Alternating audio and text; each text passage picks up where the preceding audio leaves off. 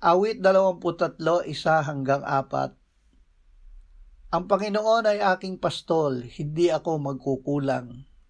Pinahihiga niya ako sa luntiang pastulan, inaakay niya ako sa tabi ng mga tubig na pahingahan. Pinanunumbalik niya ang aking kaluluwa, inaakay niya ako sa mga landas ng katuwiran, alang-alang sa kanyang pangalan. Bagaman ako'y lumakad sa libis ng lilim ng kamatayan, wala akong katatakutang kasabaan, sapagkat ikaw ay kasama ko, ang iyong pamalo at ang iyong tungkod, inaaliw ako ng mga ito. Ang Panginoon ay ating pastol. Ito ang relasyon ng Diyos sa atin. Siya ang ating pastol na nagbibigay sa lahat ng pangangailangan.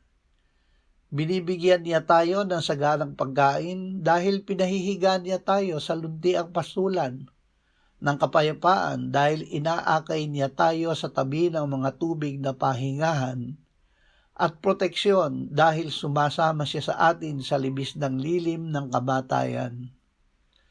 Ito ang espiritual na katiyakan na nararanasan ng kawan sa pastulan ng Panginoon. Amen.